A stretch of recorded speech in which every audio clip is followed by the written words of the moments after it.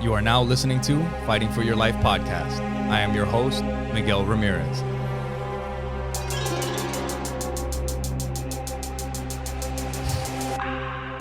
And on this week's episode, we have a Jiu Jitsu purple belt, we have an IBJJF World Champion, and my training partner, Carl Richey. Welcome to the show again, man. Good to have you back, man. Man, thank you, sir. It's good. Glad to be back. It's great to be back. Yeah, man, we had to do it again. It's awesome to have you on again. Fresh off of the World Masters tournament. Well, not fresh off. You've already competed again since then. Yep. Yeah. That was a week ago now too. Yeah. Dude, it hasn't even been a month yet, and you're already back in competition. Back at it. Yeah, we gotta stay moving, right? Stay ready, right? We gotta stay ready, or else we don't use it, we lose it. So yeah, I'm already going. That's something that I want to talk to you about. But yeah, before we get into it, make sure you guys go to the website, like, subscribe, comment, all that stuff. It all helps out. It's funny because they say like people know what to do, but when you tell them to do it, it helps out, and they actually. So hit that thumbs up button. Leave some comments down below. Subscribe if you haven't. Share with somebody else. It helps out. And where can people follow you? I know you got your Instagram and Instagram. It's Poppy_Wedo89, and then I think that's the best. Yep. I don't have any TikToks or anything like that. Dude. Okay. Yeah. So Poppy_Wedo89, and you can find them on Instagram. And yeah, we just kind of wanted to talk about the journey to the gold medal. Dude. You know, fresh off, like I said, the World Masters tournament, the IBJJF. That's been wonderful. Yeah, man. But yeah, so I know last time we kind of got into your history a little bit, and you know how you got into martial arts. But just to kind of go over it again, like how long have you been training jiu-jitsu? Now, so August, ironically enough, right around Masters Worlds times is the anniversary of when I started training. I started training 2021 in August, so it's 4 years now. Okay, nice. So we just came up on 4 years. This past August, we just crossed that path with Coach, and dude, I tell everybody he's the wizard. Like he told me when I walked in that door, he said, "You give me a year, yours in your kid's life, and watch what I can do. You give me more, and see what we can do." And so, dude, I've given him 4 years, and yeah, dude, it's been awesome watching that whole. The progression and everything, man. Yeah, it's been cool. The work, it's been fulfilling for me too, because having, like I said, having Coach and having a team that believes in you, it will take you a long way. Yeah, for sure, dude. So when how long into jiu-jitsu did you decide that the World Masters was a thing that you wanted to compete in? Pretty quickly. I always knew I wanted to compete. I always knew I wanted to, when I was young, I always wanted to be a world champion. My goal when I was younger, when I wrestled, I wanted to be in the Olympics.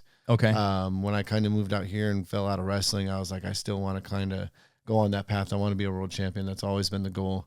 When I started training with George, like he was like, yeah, if you want to compete, get right into the local competitions, do as many as you can. And then I read one thing too, where, ironically enough, from Clay Mayfield, it was like, win as many local competitions as you can. And then go test yourself at the big ones, and then get right into it. You know what I mean? Okay. And kind of that's what Coach kind of led me into too. He was like, just get after it. You have nothing to lose. And that's one of the best things about Coach. You have nothing to lose, everything to gain. Right. So right away, kind of I knew, and right after that first competition at Wipeout, I was like, all right, this is something that I could do. And you want to do. Yeah. And I want to do it to my fullest potential. So I was like, I'm going to commit. You've been doing that. Yeah. You've been doing that. That's for sure. Right after that, I committed. Yeah. Dude, you know, I wanted to ask you because a lot of people have different ways of thinking about competition. Like for you and for some people, like it's, you know, I got to compete. This is what you want to do. But, you know, and then you hear people that talk about like it's not for everybody or, you know, each their own or whatever. Like, what do you think about that? How do you feel? Man, it could go both ways. I think it's for everybody. Especially competing. I think it's a true test, right? You're not kind of like take it back to grade school. You're not studying all week on your spelling test and not taking the test on Friday, right? You're taking that test on Friday. I look at the competition as your test. You know what I mean? You go and you train, and you even for hobbyists, you know what I mean, who don't want to compete. You know what I mean? You go and you train and you put in this work and you put in all this effort with your brothers or your kids, you know what I mean? And you see all this stuff, you take all this knowledge in from your coach.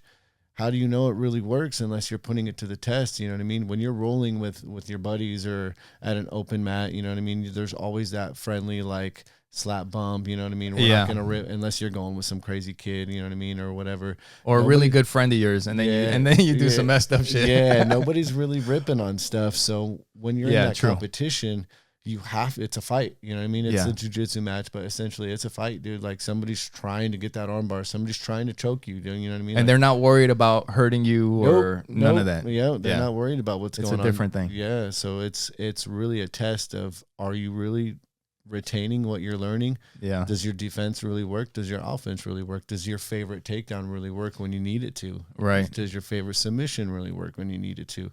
You're going to find out in the competition, even if it's just one a year. You don't have to compete all the time. But I think, like Coach will say, at least one a year. Get in there, test yourself, have fun doing it. Right. Because the more fun you have, and that's what I've learned, the more fun you have, the better the results are going to be. Yeah, no, for sure. Yeah, I agree with that. I think, there's different levels, but there is something missing if you haven't competed. Like you said, because like we'll drill moves in the gym, right? And you'll get the feel for the move, and it's like, oh yeah, this feels good. I feel like I could do this, or I like this move. It feels natural to me. But then when you go to roll and you try that move and it's not working, and it's like, like there's something missing. Well, competing is like the next level to that, because then you start pulling off these moves in training. Yep. But then the intensity of competition, you try that same move, and now it's not working in competition. So now you got to adjust it, and that's where you also learn, like, making different adjustments and stuff like that. You find out what moves work for you and what moves work in what situation. Yeah.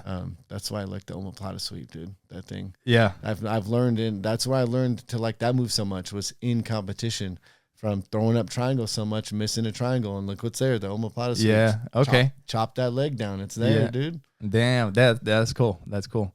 So before you competed in this tournament and got the gold medal and everything, how many times did you try before that? Twice. Okay. So this was my third attempt at blue belt. The first year was 2023, then 24, and then 25. Okay. So we got third, second, and first. Oh, damn. Okay. Yeah. So it was. So the progression. Yes. And that was what it was about for me. Every year it was a little bit better. And then this year was great. You know what I mean? I felt like I performed really well. Performed to coach's standards, which was really important to me.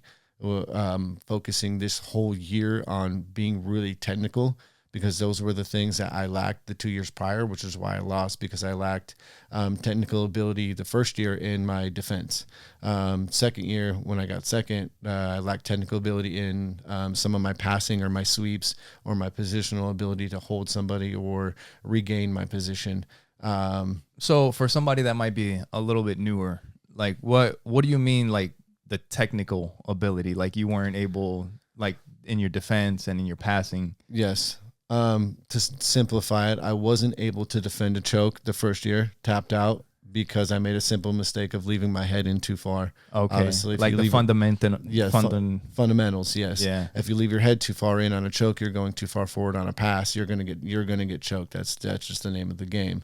Second year, same thing. I got a little excited on one of my passes, and instead of settling for position and finishing the move, I got excited, got a little spazzy. I went for mount. Dude rolled me over, got the 2 sweep points, and I ended up losing the match 2-0. All because I went for this thing that I do all the time. People try to climb my back. They'll post an arm out. I'll suck it in. We'll end up in a weird little half guard. I'll go to pass. I'll pressure down, and it turns into like a long step pass situation where I'll be passing. And now I'll actually finish the pass. But before, I wasn't finishing. I would wait till I got here, and I would see mount, and I would just jump it over to this side to mount to where this knee comes. And as I was doing that, he just butterfly swept me over as I was coming over, and he over. Yeah. So 2 it's like kind of points. like you said, settling in and giving it a moment to, yeah. So now it's George really focused this year on settle your positions, really working on my pressure too. A lot of my pressure in certain positions, because that's going to be the difference too of if you're getting swept over or if you're going to be able to take your time and finish the pass. So in this year, in my first match, same position, that guy was really technical, and I was able to pass his guard, underhook, fed the collar through, pulled it in nice and tight, had him down, was able to shuck the leg off, boom, into a backstep position, just slowly cut my knee out, got into side control, straight into mount. Instead of before, the year before, same mistake. I got in that same position, and I got there, got excited, and tried to jump it to mount. Yeah. Got swept, 2 points. Before the backstep and all that, yeah. Yep. Yeah, so it's the knowledge of knowing, like, just to settle, like just settling, taking a moment and settle down, controlling the position. Yeah. No, I still do that every once in a while when I'm like jumping on somebody's back. And you know what, like a good example of that, like I've had when somebody's like in turtle, and there's a lot of times when you want to get hooks and like put the hooks in and get the seatbelt and you want to start attacking, which you can do, and there's ways to do that.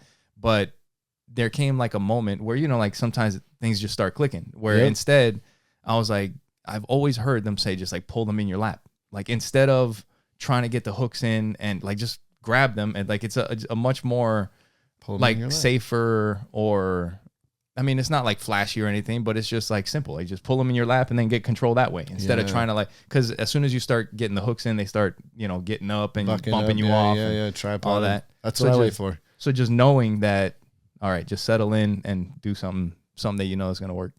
But yeah. So what was different between like the training before? Was there anything that you had to change from your previous attempts? So this year I changed a little bit, not much. I wanted to make sure I did all my training with George this year. Last year I kind of bounced around, minus my Sunday open mats at Aries at Novice. I wanted to do all my training with George, and that's like just something, because I wanted to like click, just with me and him, just click, you know what I mean? And especially out there, I wanted it just strictly our body, strictly our gym. It's like he's in your head. Yes. So that, like, when he's not there, even if he wasn't there, you know what I mean? That way I could still have him in my head right there speaking to me. So that was a little different. He got the bike. Yeah. So that was cool. Yeah. It's like cool. The assault bike. Yeah. So it was cool to be able to have that at the gym and go in between rolling rounds in the assault bike and back into the rolling rounds and back to the assault bike, where the couple years prior, I had to wait till I was finished training, kind of go drop the kids off at home, then go to the gym, ride a couple miles on the bike. So I was a lot more tired, rather where I could get all that in at the gym and then go sit in the sauna for a couple minutes, recover, do my thing, and then, you know what I mean, I'm home to eat and sleep or whatever. But so that was a little bit different that I did this year. That, and cleaned up my diet a little bit more. Yeah. I wanted to make sure I was eating a little bit more food, so I had a little bit more energy at the right time, which worked. So that was awesome.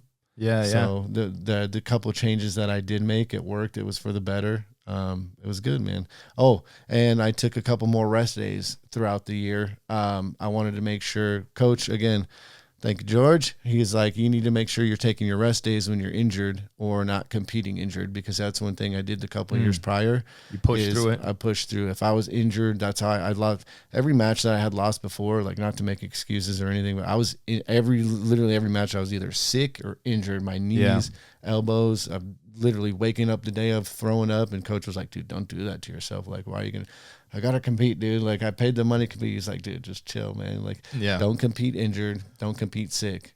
And that's one thing I did this whole year, is I did not compete injured or sick. And it kind of played out for me. Yeah. Was there something that you had to like change mentally, like with that? Cause I know it's probably like, I mean, like it's kind of like go. Like you want to be fighting, right? Yes. I had to change the aspect of like, kind of like slow down. You don't always have to be like, I don't know how to put it, like the tough, like mentality of, oh, you're not a bitch if you don't take this day off. Right. You know what I mean? Like you can take this day off and not be a bitch. You know what I mean? Like you're not a bitch if you take this day off. If your fucking knees hurting or if your back's out of place, you know what I mean? Like, because before I did, because your back's out of place, you're not a bitch because you're not training when your back's out of place. You know what I'm saying? I mean, and that's the things I'd be like, fuck it's crazy, dude. Let's go. You know what I mean? Let me stretch for 30 minutes. And I'm gonna fucking put my knee on and I'm gonna get to it. Like, Rocky, fucking cut me, Mick. You fucking put me back in there. You know? Yeah, or like when I'm sick, dude, like I'd be waking up, throwing up, or like I'd be in the bathroom 20 minutes before my match, literally throwing up, not eating, and coach is like, dude, I'm gonna go you don't look so hot. Well, I'm gonna go out there and I'm gonna do my thing, or I'm gonna at least try. Yeah. I'm gonna give the dude hell. Yeah, dude, and sometimes like we feel like that's what's gonna make the difference, but yeah, sometimes it's not the best idea. Yeah, and it's made the world of the difference this year is making sure I'm healthy mentally and physically. You know what I mean? Yeah. Oh, who would have known? You know what I mean? Who would have thought? You know what I mean? Being mentally and physically healthy when you compete would contribute to some success. You know what I mean? Like, so that's played a big part of it. Listening to your coach. You know what I mean? Yeah. So that's been a big mental help this year and physical help this year. And that was, I would say, that had been the change this year that I made. So what's been the most challenging part this year on your road to the competition? Family, kids, trying to juggle. Now, last year, at that time, I don't think I had them full time. So some shit happened with their mom. I have all my kids full time now. Well, not all of them, the 3 of them, 3 out of the 4, I have them full time. Which is hard, teenagers, feeding teenagers, they need attention, feeding the boy, feeding the little girl, you know what I mean? Food, training, clothes, everything, paying for competitions, school, full-time job. I got a promotion at work, so I'm the general manager now. So like all that juggling everything, 50 hours of work with full-time training, with, trying to raise the kids right without turning them into assholes, you know what I mean? Trying to be a positive role model for my daughters and my son, while still trying to show my daughters the attention and love and affection that they need without being the hard-headed fucking asshole that I am. That like I'm still trying to figure that out. So doing all this together while trying to like win, I was like, oh, it's a lot, dude. It's a lot. At times I was like, man, fuck this, but just go to train. Dude, that's awesome. No, that's awesome, and everything that you've been doing has been. Dude, incredible for sure. I remember last time you had told me something about, at this point it's a little bit older, but like how jiu-jitsu affects other things. And I remember you telling me one time that there was like some of the big dogs from your work that had come through, and you were kind of like showing them through the place, I think, and then like some shit started popping off. Yep. And then all of a sudden it's like, hold that thought. I got to take care of something real quick. And it's like, boom, boom, boom, boom, boom. Like line it up, knock it out. Boom. Like how does jiu-jitsu help with that sort of thing? Dude, and like, how does it impact your life? Like, for me, and like going back to right there with the whole, like kind of like mess of the family work, training, everything for me, personally, it enables me to slow everything down and kind of, like you said, compartmentalize everything. Where do I need to attack first? What do I need to address first? Kind of like when you're in a submission or a shitty position, like, all right, where do I need to put my foot? What sleeve do I need to grab? Where should my hips be? Yeah. All right, dude, his foot's over there. His arm's coming this way. He's looking that way, but I know his body says this way. Right. So when stuff starts hitting the fan, I'm like, especially like in the wash or something else that you start to know, you're like, all right, cool, I can do this first. I can set this up here. I can start going this way. Yeah. So you can just start to piece everything a little bit together, and your body kind of takes over and turns into muscle memory at that point, or brain memory, and you just start firing on all cylinders. And it's cool to like see people that like kind of get into those modes or have those modes, like certain aspects too, like in their line of field too. It's cool to see them kind of like get to work, you know what I mean? Like I like that. It's cool. Yeah, that's pretty awesome. Yeah, I mean, you just kind of said it like, you got to address the grips first, address the feet on the hips, and then, move from one thing to the next, and I can do this, and then I can work on the next thing. Yeah. Yeah. Cause if you freak out all at once too, cause that's one thing, like with my work, a lot of shit can go bad real quick. You know what I mean? I work in a car wash around, hundreds of thousands of dollars worth of machinery and equipment, and people's cars that are, you know, $60,000-$70,000. Sometimes people bring their Rolls Royces in, you know what I mean? So if one of my, dude. So if one of my top, and people see my Instagram videos, you know what I mean? I post some stupid little maintenance videos and stuff on there for fun. Like if one of my top brushes or if one of my brushes come through that window, like who's responsible at the end of the day? Me, because I'm not doing the correct maintenance, you know what I mean? Or if I'm not checking that correct part. Right. So I'm like, when I'm fixing this stuff, I may be joking around, having fun with it, but I'm serious, you know, at the same time, I want to make sure I'm doing this right. You know what I mean? But yeah, it all compartmentalizes into the same way. You make sure you do all this and that right, or else it could go bad. Yeah, for sure. Dude. And I think with jiu-jitsu, like you said in the beginning, one of the biggest things is that it's not even so much well, I guess it all kind of plays together, but where you kind of line stuff up and you're able to knock them down. But before any of that ever happens, it's just that taking a second. It's actually taking a second to not do anything when shit is going crazy.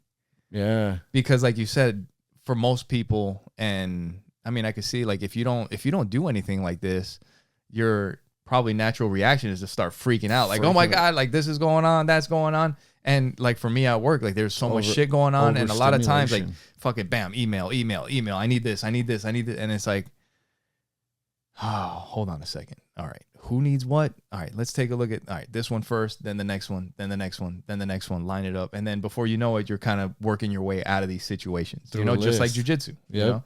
But yeah, for sure. But I think that's one of the big things is first, it just kind of learning to take that second to analyze, to breathe and figure like, all right, what do I need to do? Yeah. It's like someone's sinking those hooks in, dude. And you got your little things. All right, dude, let me wait for this hand to come. I got it. All right. Now what's next? All right, let me get my butt down on the mat, try to work this hook off. Yeah, for sure. Yeah. So what part of your jiu-jitsu game clicked this year that hasn't that maybe you haven't seen in the past? I would say that's a good question for Coach. Yeah. Oh, we'll have to ask Coach. Yeah. But probably I would take this back from everybody that I've competed against this year would be my technique or my pressure. Okay. And this is probably the biggest compliment this year to my game, coming from a Farius affiliate, coming from my coach who if he's on top of you, feels like 1,000,000 pounds. Everybody's told me my pressure. They're like, dude, what the fuck? The second you got on top of me, what the fuck? And I'm like, sick. You know what I mean? Hell yeah. As a 140-pound dude, you know what I mean? Like when you're putting it on somebody, that feels fucking great to me, dude. Like, oh shit, like I was tight. For real? Heavy? You thought I was heavy? Yeah. Yeah, dude, I'm fucking strong now. Yeah. Call me strong again, dude. Like, do it. Fuck yeah, you know what I mean? Like, tell me one more time. I'm the fucking strong boy now, guys. Like, look at me. You know what I mean? So it was like, fuck yeah, dude. So to me, that meant my technique was getting better. Because if my pressure is getting better, that means my technique is getting better, which means I'm doing things right, which means I'm learning, which means... Yeah, you're progressing. You're getting better. Yeah, which means we're doing the right things. So to me, that was like, fuck yeah. And I'm hearing that. I'm not only hearing that from some of my training partners. Oh, fuck, get the fuck off me. You know what I mean? I'm hearing that from some people that I'm competing with. You know what I mean? And not only just one or two of them. In that situation, like we said, which is different. Yeah. Yes. Yeah, for sure. And they're like, fuck, dude. And it's cool, too, because in the competition scene, you kind of become... friends with these people. You see them, again in your division or at another tournament or locally, you know what I mean?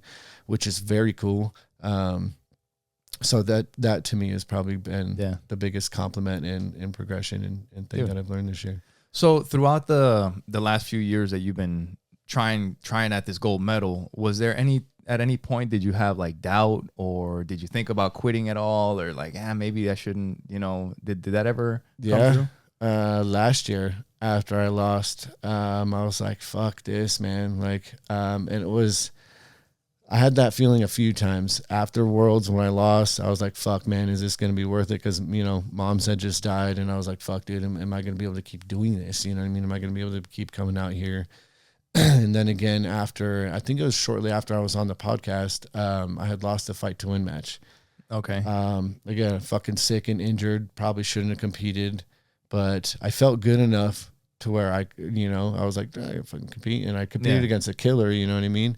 And that was my mistake too, competing against another fucking killer, sick and injured, you know what I mean? That's the first, don't do that, you know what I mean? He's gonna catch you, and that's exactly what happened. Got caught. And I like looked at coach and fucking, I was like, dude, I can't keep fucking losing like this, dude. I can't keep fucking losing like this. And I had a fucking moment, and a couple of people had come up to me, and they were like, dude, you're a dog. Like, don't worry about it. Like, you're fucking, you got this. And those are like the homies. Like a couple of them I've competed against, you know what I mean? But yeah, I was in that moment. Coach looked at me, and he was like, stop being so fucking nice to these people. And it's the only time I've ever heard coach fucking talk like this. He was like, stop being so funny. It was after I was like, dude, I can't to be the people you're competing against. Yes. Okay. Yes. Because, I had went through a phase last year where I'd I probably need some of that too. Like you become cool with the people you compete against. So you start to be a little bit nicer, you know what I mean? So like for me in competition, I wasn't being as aggressive as I should have been, or like as of like the killer mentality, like as I should have been in certain situations, giving it a little bit too much respect in certain situations where I could have been meaner. So like after that match, when I was like, dude, I can't keep fucking losing like this, he was all, stop being so fucking nice to everybody. Then you gotta be aggressive. Stop giving everybody so much goddamn respect. He's like, not everybody's your fucking friend out there. And I was like, boom. I had my second, and it fucking clicked. And ever since that match, I've made it a point, and even I tell CeeLo too, and Macy and Harley, you got fucking aggressive. We're starting that match. We're aggressive, and we're not stopping. We're being aggressive, and that's probably one of the other changes that I've made in myself this year. Is every match that I've competed in, I've been fucking hyper aggressive in every movement, everything I'm doing, and it's played out because I'm fucking dominating. I've been dominating my last couple matches. And it's fucking awesome. Yeah, you dominated the whole Masters tournament, so yeah, for sure. And if you combine that with one of my strategies when I compete is like I introduce my when I have my opponent, I'll introduce my family to my opponent, and then I tell them like my elbow hurts a little bit, so then maybe they take it a little easy, and then I fucking come in and try to dominate. You know what I'm saying? No, but super friendly. They're like, oh, this dude's elbows hurt, and then he fucking comes out balls to the wall. But yeah, it's helped, man. It's very helped, and like that's not to say that I still don't give my opponents the respect or whatever, because like I'm the first one to like respect the opponent, give them a hug, because without my opponent, then there's no competition. You know what I mean? Like I don't have, you know what I mean? But when we're there, you know what I mean? As soon as we hit that and the combats comes, you know what I mean? We're going, you know what I mean? Yeah. In the moment, like you feel like you're fighting for your life, like the podcast, but you're really not. Yeah. You know what I mean? Like there's rules. You're not, the guy's got his family right there. Bob from Academy got his family right there. His daughter's right there. You know what I mean? Yeah. His daughter and my daughter are both looking through the same hole in the barrier. You know what I mean? Yeah. So eating ice cream and shit, dude. So it's all, perspective. Like in the moment, fucking take it to them, but at the end of the day, hug it out, because that $30 gold plated medal, or well, I guess that $140 gold plated medal doesn't really matter. But when you're out there testing yourself, for us, some of the people that like to test ourselves, it's, you know what I mean? It's a different level of, we got to get after it. And when we take it serious, you know what I mean, with other competitors. So that's one thing that is. Yeah. So did you feel pressure this year going into the tournament? And has that been different from previous years? Yeah, way different. This year I felt literally no pressure, which was weird, because the 2 years before, first year I felt all this pressure for some reason. I don't know why. It was even like I had just gotten my blue belt and went out there for fun. For some reason I had all this pressure on me. The last year again, same situation. I don't know why I had all this pressure on me, but I just felt like I had to win. This year I came in the number 1 seed. Fucking, I had a bye in the first round. You know what I mean? I should have all this pressure on me. You know what I mean? But I just went in with the mentality of I'm here to have fun. And I'm here to do my thing, and I'm here to prove to myself like this is what we're here for. Had a great warm up. I had fun the whole weekend. Like I made a point to like make sure I had fun the whole weekend. Kyle was out there with me. Dude. We were doing like shout out to Kyle. Yeah, shout out Kyle, my fluffer, the official team fluffer, the team fluffer. You know what I mean? He came out and hung out, dude. We had a fucking awesome weekend, dude. Doing seminars, walking around bullshitting with people. I saw a bunch of people from Arizona out there. That's awesome. So it was like I made it a point to have fun. And then when it came time to perform, we performed, and it was like It was everything came together, and I felt like it was my time, dude, and I felt like, dude, that's awesome. I felt ready, dude. So when like we said, you dominated your matches. Were you surprised, like, at some point, was there a moment where, like, holy shit, like, yeah, like, I'm fucking putting it on these dudes? Yeah. Right towards the end, when I did that one of those last little clock checks, and I seen that I was up on dude 11-0. I knew he was fucking tough because he fought out of those submissions, but I was like, fuck, dude. I was like, we're almost here. And then there was a point where Kyle was joking about it, where coach was like, yeah, you're good. Do whatever you want now. Yeah. Fucking, you're good. Do whatever you want now, or something to those extents. And Kyle was like, yeah, you know, you're winning the match. When your coach tells you, yeah, you're good, do whatever you feel is right. You know what I mean? Not everybody hears that all the time. It's like, no, don't do that. No. So it's like, that made me feel so fucking comfortable, because then I was like, yeah, fuck. You know what I mean? And again, hearing that from George, that's like, that makes my hand tremble right now, because that means, yeah, dude, that's 100% success rate, hearing something like that from George. You know what I mean? From fucking George, you hear, do whatever you want. You're comfortable. Do what you feel is right. Have fun with it. Hell yeah, have fun with it. All right, coach. Fuck yeah, dude. So yeah, I finished the match, and it was fucking great, dude. Was there at any point where you had, like, any problems that you felt maybe? Yeah. First match. And old knee's still kind of feeling it. First match, guy was really technical, and he was moving really well. He was pretty quick, but I made a mistake where I stepped back inside to his half guard, and he immediately locked up a straight ankle. And I had put myself in that weird position where we were hunched over him. I think Alex got a really good picture of it, the one that's in black and white. Yeah. He had a really good straight ankle, and there was a time where he tried to, like, offset me, and as soon as he offsetted me, I felt a pop in my knee, I was like, fuck it. Boom, I just sprawled down and kicked my leg back, and I was like, we're going, dude. And I took it as soon as he let go. I took a second. I took a deep breath, and I was like, we're here, baby. We're fucking going. Like, that's not going to stop me. And then, like, in between my second and third match, my second match guy, he ended up pulling out because of an injury. And I was, like, hopping around, and I was like, all right, it's starting to get sore, but I'm fine. Third match, didn't fucking feel a thing. Nice. And then we decided to go walk around till like 4 a.m, which probably wasn't a good idea. Yeah. Which coach had an injured knee too, and we're all fucking walking around and hanging out, like, dude. Fucking till 4 a.m. with injured knees and shit. And then that's cool. That's cool. Yeah, man. There was so you guys were all up in Vegas. I was watching on Flow Grappling back home, and was it the next I don't know if it was Sunday or Monday. I think it was Monday, Labor Day. Everybody was having a barbecue, and then it just the way it worked out, we were doing a barbecue at my mom's house, so we were all with the family over there. But I was showing my mom your match. I was texting you while I was doing it, and I was like, yeah, like I was, and like not telling my mom like I could be at the barbecue right now, but just kind of like, because I was excited about the team. I'm like, dude, everybody's at the gym right now, like celebrating, and I was like, I'm happy to be here with the family, you know. But like they're all out there. I was like, here, check it out. This is my buddy Carl. He just got his gold medal. So we're sitting there watching the video, and like I said, I mean, you dominated, and like you were all over this dude's back. I mean, from the beginning, like you were saying, you were trying to get the bow and arrow choke a couple times throughout the match. Yeah, he was tough. And dude, in that moment, like I'll just say, like I got a little emotional, you know, like watching the match, because when you were on the guy's back, like it just took me to the gym, and of you being on my back and being that guy. Like I know, like you pass the side control, and then I'll roll over and give up my back. And I know immediately, like we said, like there's certain things that you have to address first. Like my hands come up, and you know, like, I mean, you say what you want. Like I work on, I give up my back, which forces me to work on my defense. So I know 100%. My hands come up, I fight the grips, and then I try to switch and turn around.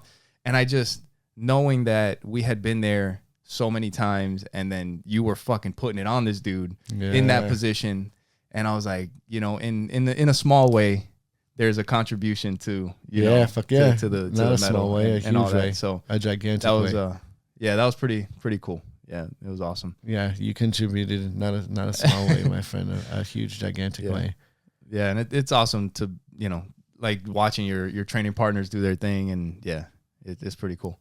But yeah, so then you ended up winning your final match, and I know that there was a moment there, and we were just mentioning Alex from Fox Team Media. Yes, sir. Shout out. Yeah, shout out to Alex for sure. And he got some awesome pictures on that weekend. But he got a picture of you, and I saw it in the match. Like there was a moment where you're just on your knees, and your head's down for a second, Dude. you know, and you could tell that it was kind of like everything was kind of coming in, you know. It fucking hit, dude. Dude, yeah. Just everything in that moment, just right now, it comes back. Everything that we put into this, it's fucking. And I'm glad he caught that moment, and I'm glad you were watching because, like I said, you were a big part of it. There was a lot of people that were a big part of it, but yeah, man, fuck. You're gonna have to edit this. It's all good, out. man. edit this shit we out. ain't editing nothing. Yeah. No, man. Yeah, for sure. Fuck, dude. Yeah. In that moment, especially with my kids there, dude. Fuck, dude. My kids were there. Dude, I know mom was watching, dude. It was fucking awesome. So I just took that second, dude, and I didn't want to like, dude, you see so many people beat on their fucking chest and do all that shit, dude. I really don't like that. So I didn't want to fucking do anything crazy because, again, without him there, I don't have that world championship to win. So I don't want to disrespect my opponent. You know what I mean? But I want to take that time for myself because that's what we put in. And then I wanted to get up and I wanted to have that moment with Coach because, again, without Coach, I don't fucking know any of this jiu-jitsu shit, man. And, like, you can go to other gyms and learn jiu-jitsu. And, yeah, all jiu-jitsu is kind of the same, but people teach jiu-jitsu in different ways. But the way that Coach teaches jiu-jitsu, man, and it's not just the way he teaches it, it's what he gives you. It's what he puts into you is what, like, Yeah. I wanted him to know, like, how important that was for me. You know what I mean? Like, that's why I still get emotional because that shit fucking, dude, I've been working since I was a kid. Like I said, in wrestling, I wanted to be in the Olympics. Yeah. Once I got a little bit older, dabbled in MMA, I was like, I want to be a world champion. But then I knew once I started having kids, I was like, I want to grapple. I'm going to grapple. And I always said, once they get to a certain age, we're going and we're going to put them in. And sure shit lined up. That one day I was seeing George's gym. We went in and Yeah. Go back and listen to the last episode when we had Carl on. He told the whole how he thing, got into it. Yeah, for sure. And yeah, dude. So it was like all in that split second moment, it all came to, and yeah, I shed some tears there too. Like I'm not afraid to do it anymore. You know what I mean? Like before, like that bitch, you can't cry. But yeah, dude, it was like all the emotion came through right there, and I was so grateful to be there with everybody. You know what I mean? Everybody that was watching. Like I had people messaging me, which was fucking awesome. I had some people that I had met in previous competitions that were there, and they were like, dude, I was walking by and I happened to catch your match. Fucking amazing, dude. Like that's awesome. Coach was there. The Westcotts were there. Some of the kids from the kids classes were there watching me, which was fucking dope, dude. Dude, like all like you said, your kids were there. My kids, like, fuck, they got to dude, see that. Fuck, man. CeeLo was there. Like my daughters were there, which inspired them. Like, dude, the support that I've always felt like I've never had, and I've never had people there to tell me that they're proud of me or whatever. Like the support that I've never had was right there when it meant the most to me. And that was like, dude, it was like my movie moment. You know what I mean? It was fucking cool, bro. It was cool. Awesome. So, and then fucking, yeah, dude, like everything after it, like obviously that happened on the podium and like shit like that, dude. It makes the hard work so much better, and it just motivates me to do more. Yeah. What does it mean to like represent the team on that level? Like, I mean, these are the ones that everybody wants to win. Like fucking everything. Coach had to fight me to not hang this thing up in his gym. I was like, dude, I'm hanging this in your gym. And he's like, no, dude, you need to keep it. And I'm like, well, I'm going to go Let's get a replica then. Yeah, no, I was like, I'm going to go do the open weight and win that one too then. Yeah. And you're letting me hang that one in there. And he laughed. And that's when he promoted me. And I was like, well, fuck, I can't do open weight now. But yeah. Yeah, I'm gonna win another one. The next one I win is going in his gym, dude. I'm going to win another one. Yeah. I'm going to work my ass off. I can't guarantee it, but I'm going to work until I get another one. Nice. That one's going in his gym, dude. That's awesome. And he won't stop me because I have a key now. So I have a fucking key, so I will sneak in there and I will hang it. And get it framed and just put it up and don't say anything. Yeah, I won't say shit. And then one of the kids will be like, hey. And there's another medal up there. Yeah. Gotcha, dude, coach. That's awesome. That'd be super cool. And so during the matches, like we're watching the matches on Flow, and you guys are competing there, and so the matches end, and you guys are off doing your thing, and I'm here back home, and I had this feeling. I was like, dude, Carl's gonna get promoted. I was like, he's getting promoted up there. I had no idea. You had no idea? No idea. I wouldn't. I had seen Sophia obviously get promoted, but like for us adults, I know, like, again, George, I know the expectation to move to the next level for us is so much higher. And I had like a feeling like if I had won Worlds, like everybody was telling me, oh, you need to get like Westcott always messes around, big Jason.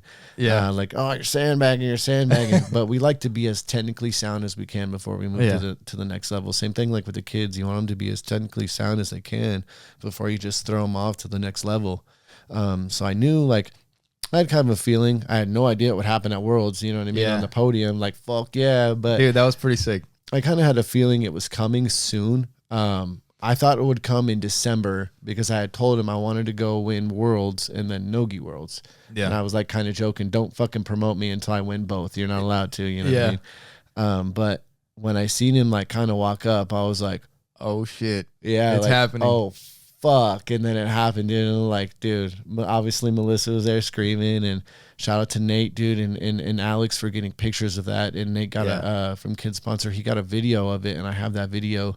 Dude, again, like the emotions and everything, just so happy, all the work that came through, and like you finally feel like, you know, with your support system and the people that support you, you can finally feel proud of something that you did. For me, like, I'm a little fucking knucklehead, dude. I don't really have much to be proud of. But this is something. This is fucking something. For sure. And not only is it something for me, but it's more or less, it's to show my fucking kids, like, don't give up on yourself. Yeah. You know what I mean? As much as like, this is like, I won it, whatever. Yeah. And any kid, like, not only my kids, but the kids in the kids class, like, that's why I want to hang the medal in there, because that way they know, as long as you work hard and you don't give up on yourself and your dream, you can accomplish whatever it is you put your heart to. You have the right support system. You have the right coaches. You have the right team. You can do whatever it is you want. You know what I mean? Yeah, for sure. I mean, I think that's something that, at least throughout my life, like, I'll get ideas of things, which is how these things start. Yeah. That's the spark. Like, that's how it starts. It's just a fucking crazy idea that you get in your head. Like, hey, maybe I can do this. Maybe I can, you know, win that world tournament gold medal. Like, maybe I'll start a podcast. Maybe I'll start a business. Maybe I'll fucking start, you know, I got this idea. But that's where everything fucking starts. It's just the first little spark of that idea. And then a lot of times right after that first idea is like, oh, that's fucking crazy. Right? Yeah, it's I don't know if I could do that. The self-doubt that almost kind of tries to kill your dream. Or it's like everybody else, you know what I mean, over time of just, you can't do that, whatever. So it's kind of like embedded in the back of your brain sometimes when you get that idea or that spark. It's like, fuck it. Yeah. And but if it's something that's important to you, if it's something that you really want to do, fucking do it, dude. Then don't think about it too much, because that's the other thing. Like, if starting this podcast or getting this gold medal, if right from the beginning somebody was to tell you everything that you're going to have to put in, everything that you're going to have to sacrifice, everything that you're going to go through on your road to this gold medal, you probably wouldn't do it. Nope. It'd be like, you know what? That's fucking too much shit. That's too much shit. Yeah, you hear it and you're like, oh, fuck, what? I got to do all that? Fuck that. That's too hard. You know what I mean? But what you got to do is don't think about it too much and what is the first step? What is the first thing that I got to do to get started on this journey, on whatever? Yes. And it's not going to be fucking easy. There's going to be a lot of shit that's difficult, but just step after step after step, just keep going. And then before you know it, you fucking look back and you got a gold medal.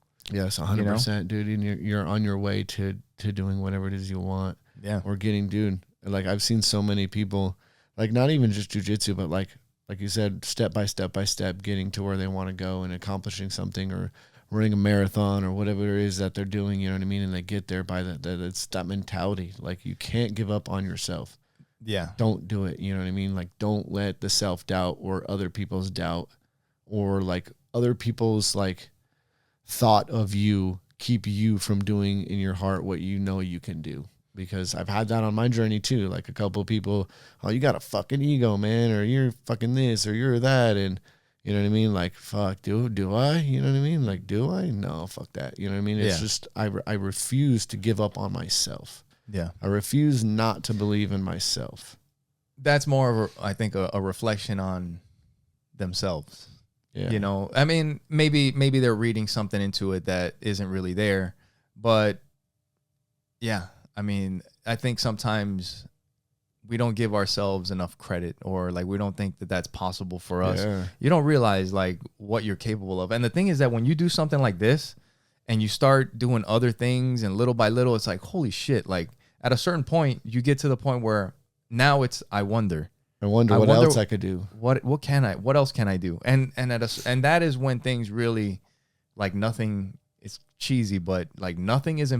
Yeah. You know, like Shout there's out to Adidas for that slogan. Yeah. There's like that Muhammad Ali poster where he's fucking standing over the dude. I had that one. Yeah, I used to have that in my room.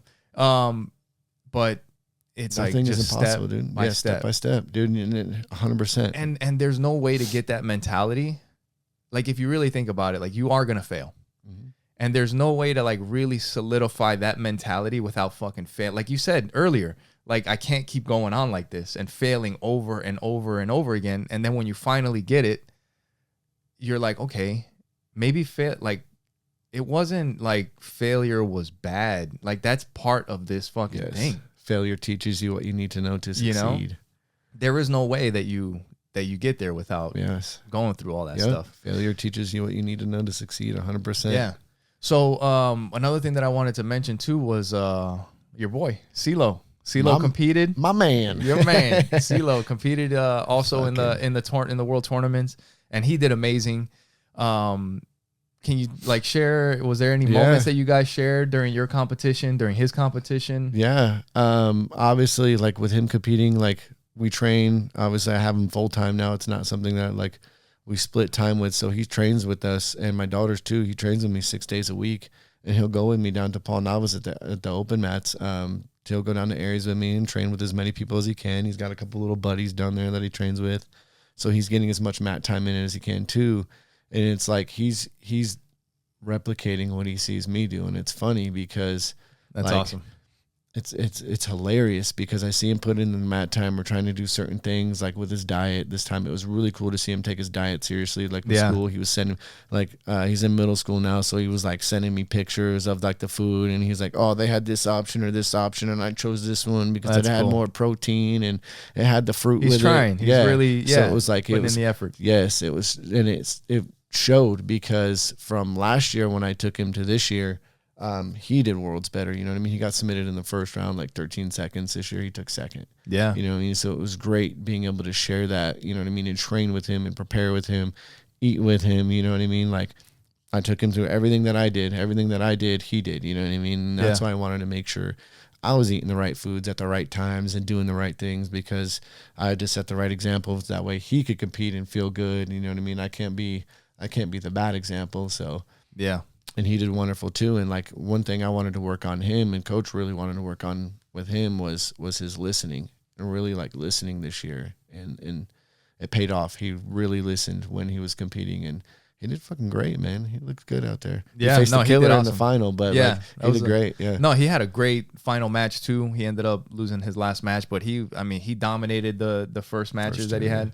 And then the last one was a scrap. I mean, scrap. That kid was sick. That kid was sick, dude. He, as soon as CeeLo like had that single leg on him, I don't know if you've seen the match. I have it on my phone. I could show you. But there was a point where they were scrambling, and CeeLo had shot a single leg, and the kid like stands up, and you could tell he does a lot of nogi because he did that like little hop, and he turns into that front flip out of it. And CeeLo kind of like looks at us and like.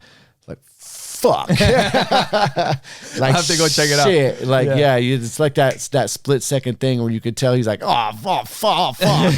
No, goddamn. You know, like, Yeah. No, I got to see. I think I might have all of his matches, but I got to get them to you because I think if you don't have them, I have them. Sick. But yeah, so, I mean, both of you competed. Like, how is that? Because I know with my son, with Joey, he's like super into the Rubik's Cubes. And that's one of the things, like I was asking him, he's doing a competition for Rubik's Cubes sick. Next month. With that stuff. Yeah.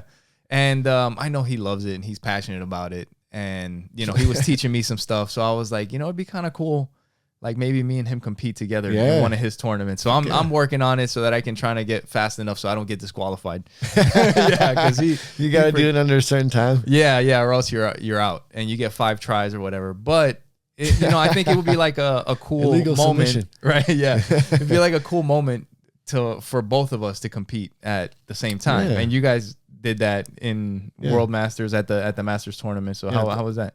At the biggest tournament in the world. That's the one. Dude, it's such an amazing feeling because I guess as a father, you want nothing more than for your kids to look up to you, you know what I mean, and want to do what you want to do. And for me, being kind of like more strict or more stern, or like, I'm not the most sensitive dude, you know what I mean? I'm fucking trying to learn that, especially when it comes to my own children, you know what I mean? I'm kind of like the hard-nosed guy.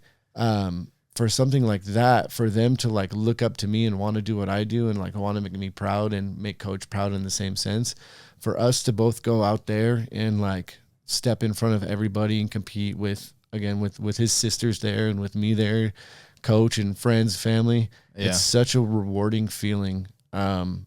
That I hope every father and son at least get to feel, you know what I mean? Sometimes, whether it's whatever, you know what I mean? Jiu-jitsu, basketball, baseball, whatever it is, competing with your son in the same sport. That's why like now I kind of like, everybody hates on him, but LeBron, like I kind of understand now why he wanted to wait so long for his son to be on the same team as him. You know what I mean? Because that's fucking kind of cool, you know what I mean? Dude, that's insane. That's kind of cool, you know, it's insane, you know what I mean? And like people say what they want about it, but that's pretty cool to be on the same team as your kid, you know what I mean? Dude, like playing at the highest level you can do. Like it's pretty cool that, you know what I mean, me and my kid could stand on the same podium and hold a medal with our coach, you know what I mean? Like that's special to me. That's very special because then he's going to be able to show his son like, hey, look what me and your grandpa did. Look what me and the old grumpy guy did, you know what I mean? That's back in our day at Vegas, you know what I mean? For my daughters, they're going to be like, yeah, look what your uncle and your grandpa did, you know what I mean? Yeah. So it's that for me, it's generational stuff like they teach now. Like, you need to be able to like leave your kids with something more to be proud of. Like I never really, like me and my dad obviously we don't even have a relationship. So I have nothing with my dad. Me and my mom, we didn't have the best relationship, and I regretted everything from that. And that's, neither here nor there. But I want them to be proud of what I'm giving them. Right. I want them to be proud of their dad. You know what I mean? I want them to be proud of something. You know what I mean? And I want them to know how proud of them I am. You know what I mean? So I'm always like with CeeLo, like I'm fucking proud. He was like bummed when he came off at first, when he lost. He was like, fuck, man, I lost again. And I was like, what do you mean you lost again, dude? I was like, you beat that first kid by submission, the second kid by submission. You were up like 20 points on him. I was like, dude, you just podiumed at the biggest kids tournament, like one of the biggest kids tournaments in the world, dude. Other than Pans, like this is the one. Other than Pans, like this is it, bro. Like, and you got second place, dude. You got second place. And then he like, oh fuck. I was like, bro, I am fucking proud of you. Like, you are fucking awesome, dude. That doesn't come easy. And it took Andrew Markham. It took him too, like kind of like telling CeeLo, like, dude, I've been here 4 times and this is the first time I've gotten on the podium. He was like, this is your second time. He was like, bro, be proud of what you did because obviously, his good buddies, and it's always good to have like family. That's why I call it the BJJ family, dude. Yeah. They will be there to support you more than anything. And I'm glad he's got people like that too. Yeah. Shout out to Andrew. Shout out to everybody that was out there competing this year. Cause we had a lot of people from the Revive team, the Farias team, and just from all of our friends out here that competed out there, man. It's pretty awesome. It's pretty cool, man. It's fucking cool. Yeah. To have all them people and all everybody's so close and we can all like lift each other up, be there for each other and wins or losses or anything. You know what I mean? Like it's a great community to be a part of. Yeah. So now that you've won the Masters tournament, I know you said that you want to go back, get another gold medal to hang in the gym. What else is coming up? What do you have any idea, like any of those crazy ideas that you're like, you know what, maybe I'll do this. Maybe I'll do that, right? Shit, UFC BJJ, let's go. I heard you talking about that. Yeah, I mean, if they need, I don't fucking care who they need me to fight, dude. I'll go against anybody, bro. How do you get? figure out how you get into that. Dude, if they do an old man division, I'll be the first one. Even now, dude, I'll go against any black belt anytime. Like that would be the dream. And like it's young now, so it's a real possibility in the future. You know what I mean? That they open up their divisions to other than just black belts or whatever. But like that would be sick. You know what I mean? Because that would be dope. You know what I mean? That would be dope for my kid, for CeeLo. You know what I mean? That'd be something for him to look forward to, getting into the UFC BJJ. But like, shout out Kevin, you know, Carrasco. He's gonna be fighting Mikey soon. I get to roll with him a lot down at Aries, so that's fucking dope. Like that would be the wildest dream ever, is getting to like compete in the UFC BJJ. Dude, right there. But that would be wild. Like what a dream that would be. But other than that, it's just getting and taking as many opportunities as I can to showcase what I've learned under my professor. Yeah. So anything that comes my way, any super fight, anything, any chance to compete, I'm going to do it as long as I have the money. And obviously the super fight ones, then you don't have to pay to do those. So I like those, you know what I mean? Yeah. You don't got to pay to do those. So, you know what I mean? Those are fun. Yeah. And I saw that you got like there's a new like ambassador program that you got signed up for. Can you tell us about that? Sick. And how did that whole thing come about? Let me throw the plug out there. Fuck yeah. So a lot of people know of them. Takedown Sportswear, Takedown Shop. Dude, I'm part of their ambassador program now, which is fucking super awesome. After Worlds, obviously I got my pro belt promotion. I was looking at Hyperfly stuff. They're sold out of everything. Yeah. So I got onto the Takedown Shop. I was looking at their stuff because I've seen a bunch of people that wear them. Sierra Hoover, I think she's sponsored by them or part of their ambassador program too. I think Marab might be too. Yeah, Marab. There's a bunch of Sierra's local, and I train with her at Aries all the time. And she's always saying how comfortable their gear is. Okay. So I was like, dude, I like to trust people I train with. You know what I mean? Yeah, so like off of word of mouth, I was like, well, shit, let me put an order in here. So I put an order in for, you know, a purple belt set and another set. And then just coincidentally, I do it all the time. You know what I mean? Just good business. I had shot him a message on Instagram. I was like, hey, just put an order in. Just got my purple belt stuff. Just got promoted. I look forward to like wearing your stuff because it's, you know, I hear it's super comfortable. And they shot me a message back with like a link. They were like, hey, go apply for our ambassador program. I was like, fuck yeah, sick. Hell yeah. So I went, applied, and they shot me an email back. Like, welcome to the team. Here's your code, whatever. You get 15% commission off of anything that is like sold with my code POPPYWEDO. Use code POPPYWEDO. You get 15% off. A little no-gi stuff. You know what I mean? All together? Yeah. So code POPPYWEDO. So that's fucking sick, bro. Like, I've never been able to, like, other than at work, like you earn commission off your fast pass sales, but I've never gotten to earn money off of anything like that. So that's fucking cool. So I'm waiting for their stuff to come in, and I'm going to do like a little thing and take some pictures and put it on my Instagram. Start pushing some of that. Start pushing some of that, because I love, and I will always say, show love and support companies that show love and support you. So they now that they did that, kind of like, that's not what I was looking for out of reaching out to them at all. It was just to be cool. You know what I mean? Like, hey, thanks for, you know, fucking having cool shit. I like your shit. Like, I look forward to wearing it. Like, I did not look, you know what I mean? I was actually looking for the Hyperfly stuff forever. You know what I mean? So I love supporting companies and people that support you. So I can't wait to fucking get some of their stuff. I'm actually planning on going to Nogi Worlds. I'm going to wear their stuff at Nogi Worlds. Hell yeah. I'm going to fucking rock them. I'm going to support them. I encourage everybody to support Takedown and all their stuff. They have really cool shit. They got the Marab stuff. They just released a new like Predator series stuff. It's got like a black tiger and a leopard print. Sick, dude. So I'm very excited about that. I'm excited to see where that takes me, because in their email they sent like all kinds of collaboration opportunities, and like they do little event things where they'll have a contest with all the collaborators. You hashtag their thing and you wear a piece of gear, and like you can win a little contest with the thing and you can get some free gear or whatever. So stuff like that, to me, that's fucking cool, man. Yeah, that's badass. That's cool. So look those guys up, takedownshop.com. And on Instagram, Takedown Shop, and then use the code Papiguero, PAPIGUERO. Yes, sir. To get a discount. Let's go. To hook up the homie here. So come on. And dude, anything that you guys support me with that, anything that I earn from that is going directly to my children to compete. Not to me. It's going to my kids. So just know that it's not going to me. It's not going to bills or fucking whatever. It's going to my kids' competition fund. Yeah. So thank you in advance, and fuck yeah. Hell yeah. So is there anything, like, did you feel like you had to prove something to yourself, like doing the World Masters tournament and getting the gold medal? Yes. Yeah. The first year, I think that's why there was so much pressure on me too. This year, not so much, but still yes. But it's to feel like I belong in I feel like I belong somewhere, or like I belong with the best of the best in my division. And where's the best of the best of your division going to be? At Masters, Worlds, or Right. Worlds, or whatever the highest level of competition in your area is going to be, it's going to be there. Right. And to me, if I want to compete and test myself at the highest level, where's that going to be? I need to be there.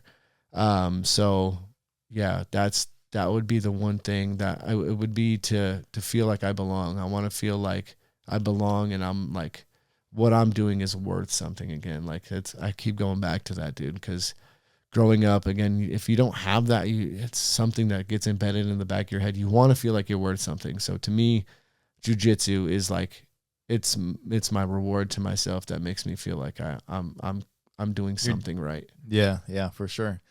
If Now, that makes sense. Do you still feel like, is there still stuff? Do you have that feeling that you still have to continue to prove it to yourself? Of course. I don't. Yeah. Yeah. Yeah. Yeah. Got to get another one.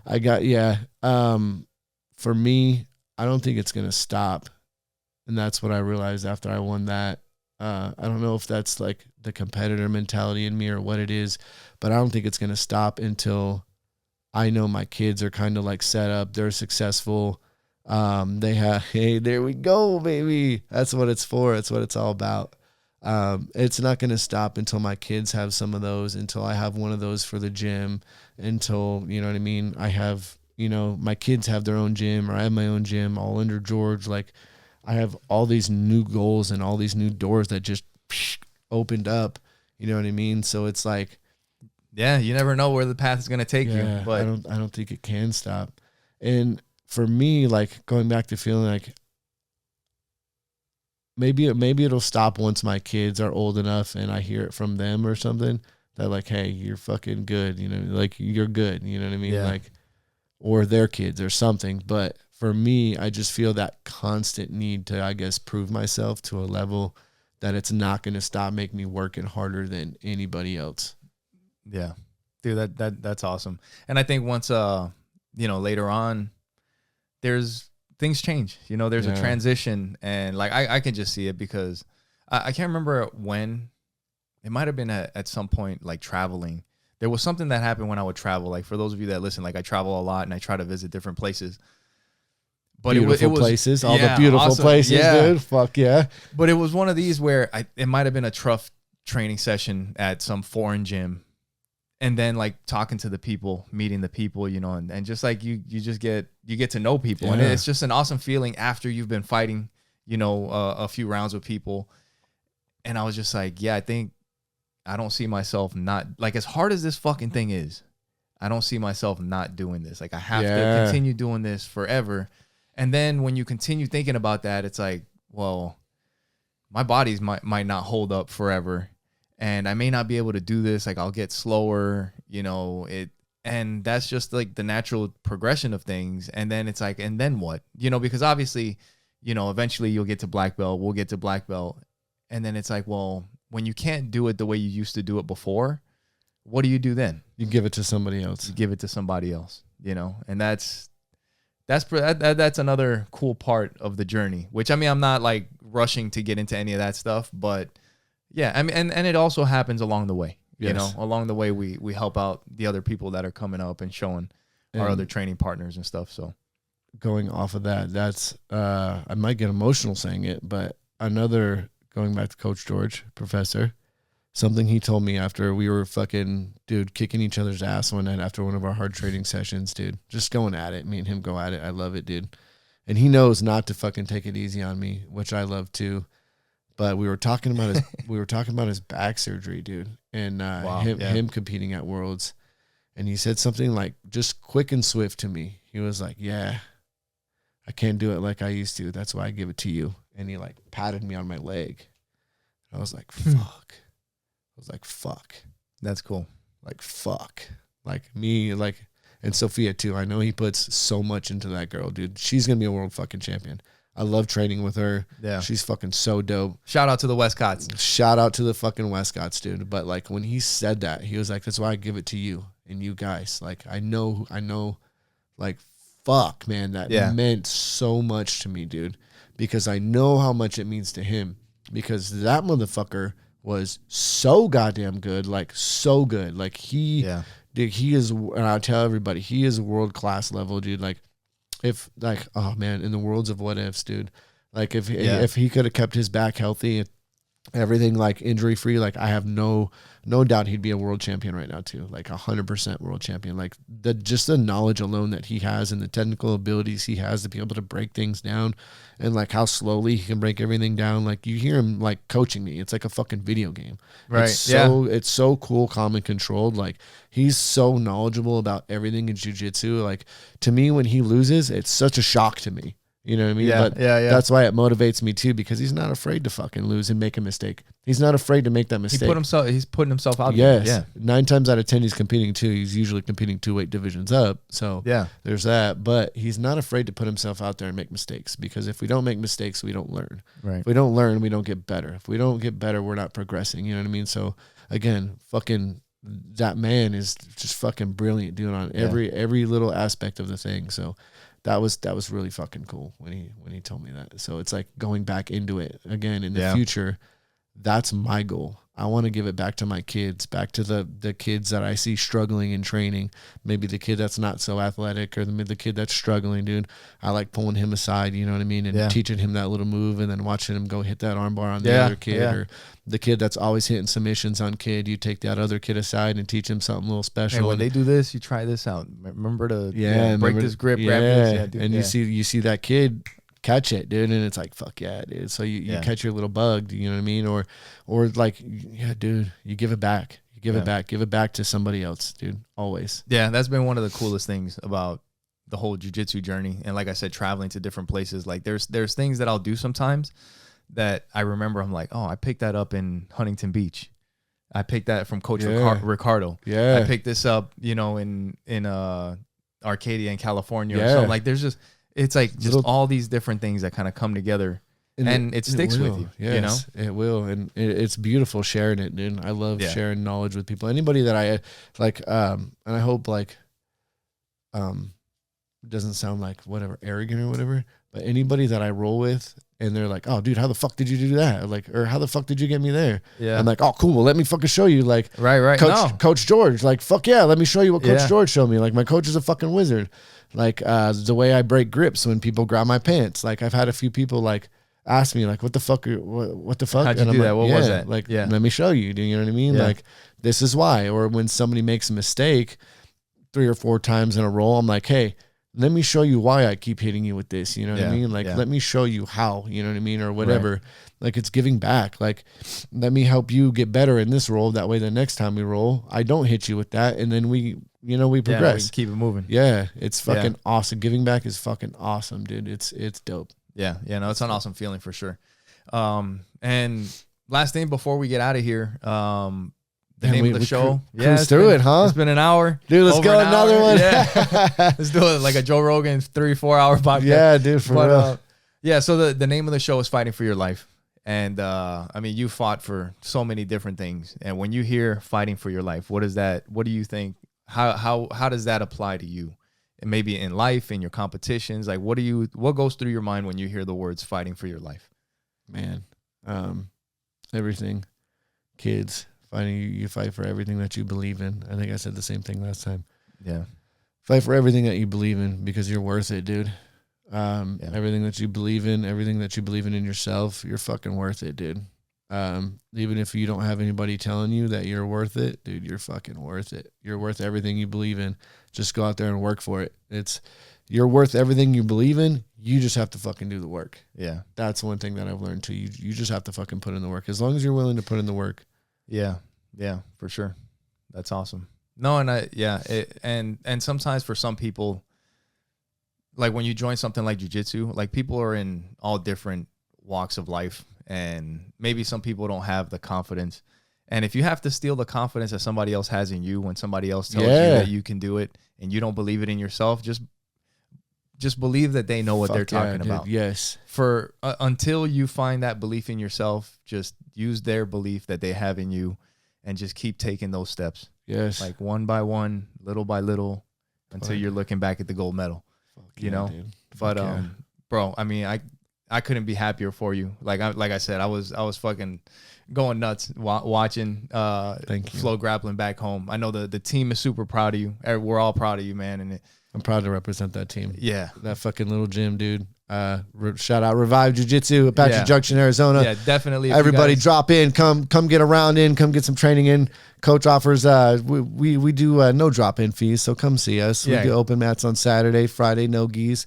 Come get some classes in, come get some rounds in. We need some more bodies. If you got kids, come check out the kids class, Signal Butte and Apache Trail in East Mesa, Apache Junction, Arizona. Right next to the Big Five Sporting Goods. Come on in. Yeah, come see us. Dude, kids classes start at 5:15, adults at 6:15. Come check it out. Dude, man, we'd love to have you. Just come see what Coach George is about, and you can see all this emotional shit that I was talking about, dude. The dude's a wizard, and he's got a great smile, so come see him. Yeah, and where can people follow you again on Instagram? Poppy_Wedo89 on the Instagram, and don't forget about that Takedown Sports. Don't forget about that code PoppyWedo. Get your 15% off. Support me. Help me support my kids. There we go. It's tough in these streets when they want to compete, and these prices is going up. Fam. Yep. So yeah. So help out the team. It ain't getting any cheaper. Yep, for sure. Make sure you guys like, comment, subscribe. You guys can follow the podcast everywhere. You can watch it on YouTube, on Facebook, on Spotify, fightingforyourlifepod.com. You can find our information there. Dude, thanks for being on. We'll definitely have to do it again. Bro, I'm so happy for you. Brother, thank you. Until next time. Wouldn't be possible without you there. Hell yeah, appreciate it, bro. And until next time, we'll talk to you guys later.